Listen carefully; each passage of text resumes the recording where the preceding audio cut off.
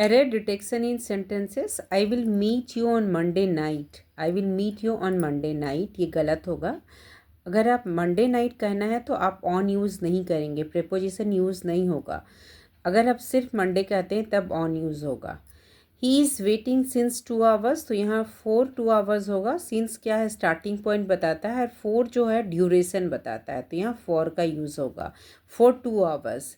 C leaves at Mumbai गलत होगा, यहाँ इन मुंबई कहना है, क्योंकि in large cities and countries के लिए होता है, और एट मीन्स एग्जैक्ट स्पॉट्स के लिए होता है। Meeting will start in 5 PM, यहाँ 8 5 PM होगा, तो meeting will start at 5 PM होगा।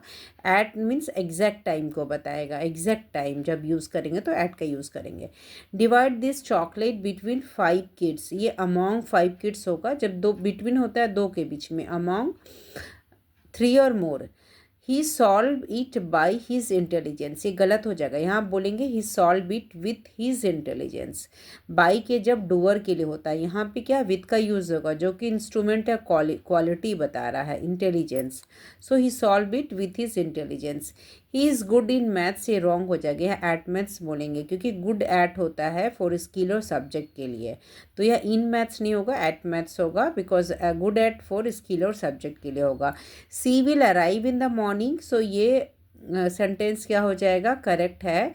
और she will arrive in the morning ये सही है, करेक्ट है for parts of the day. लेकिन अगर आप डॉन या एट 7 PM कह रहे हैं, 7 AM 8 AM ऐसे करें, तो एट का यूज़ करेंगे। Now he entered into the room, so यहाँ पे इनटू द रूम नहीं होगा, यहाँ ही इंटर्ड द रूम होगा। इंटर नेवर टेक्स, जब भी हम सेंटेंस में इंटर को यूज़ करते हैं तो इनटू यूज़ नहीं होता है।